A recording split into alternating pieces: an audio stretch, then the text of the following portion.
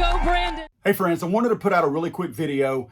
A lot of times I really stress, and I know some people think that I'm just saying this because I have a disdain for politicians, but I stress not to put our hopes falsely in the hands of those who are not true Second Amendment supporters, namely Republicans. Somehow, along the way, Republicans got graced with this magical thing that just because they have an R behind their name, that they just happen to be pro-Constitution and pro-Second Amendment.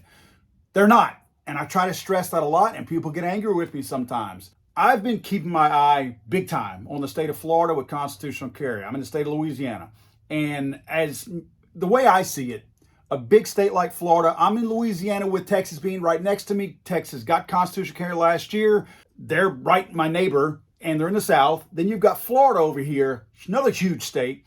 If they can manage to get constitutional carry, that puts pressure on many of the voting people in Louisiana to think that it can happen here. Not only that, it puts the pressure on our local politicians to also consider that, because the tides are changing in the South. More notably, that's again because of where I'm at. So I've got a really big focus on the state of Florida and how they conduct this year's session as far as constitutional carry goes. Luis Valdez is the state director of the state of Florida.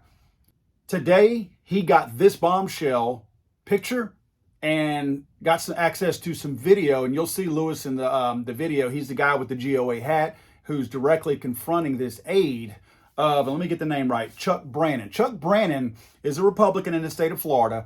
He is the chairman for the Criminal Justice and Public Safety Committee. This is the committee that can choose to hear constitutional carry or not choose to hear constitutional carry. Chuck, being the state chair, is pretty much the tip of the spear if you're wanting anything to happen over there. You let Chuck know. It doesn't matter what district you might be in the state of Florida, because Chuck is the chairperson. So you let him know how strongly you feel about constitutional carry. And then he can choose by himself to hear this bill and to push it onto the committee to hear it and to otherwise vote for it or not vote for it. But this is what happened. And let me give you a little bit of pretext. Luis and some of the other guys in the state of Florida hand out this petition to a lot of the people, constituents, voting constituents in the state of Florida, and they just ask them basic Second Amendment type questions. They pass this petition out to voters in the state of Florida, get signatures, and then they bring them back to people like Brannan so that they can see, hey, these are your voting constituents and this is how they feel.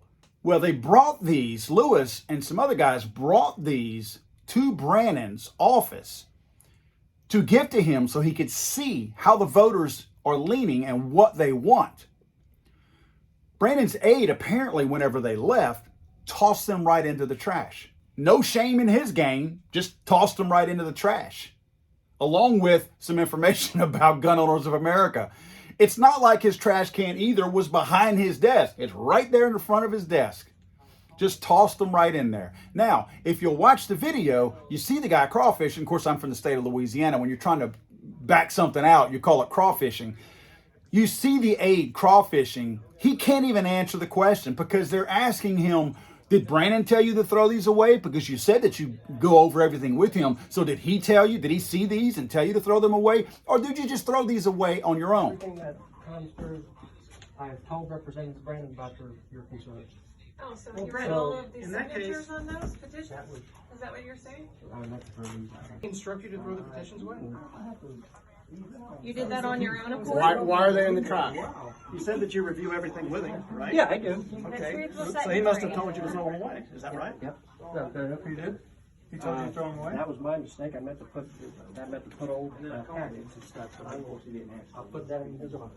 Guys, that's very alarming to me. And just a side note, Bob White, who was the chair of the Republican Liberty Caucus of Florida, you'll notice his timing could not have been any better.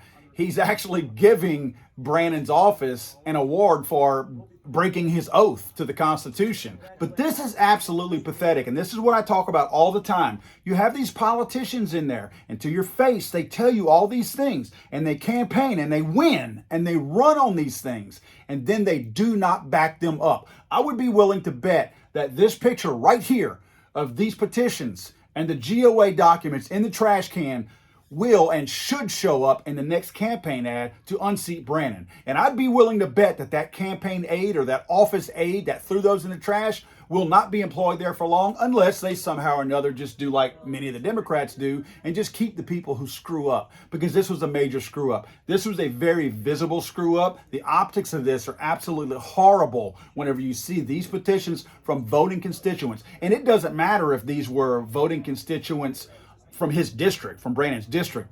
He's the chair of this committee. It doesn't matter what corner of Florida these petitions came from. This man and his aide should never allow things like this to wind up in the bottom of a wastebasket. This is how politicians think of us, look at us, and the little bit of respect that you think they give to you when they talk to you, shake your hand and kiss your baby. It's not the case, guys. This needs to be front and center. Please share this video. Let the voters of Florida know this is who is chairing your Second Amendment committee, and this is who decides if they are going to hear pro-Second Amendment bills in your state.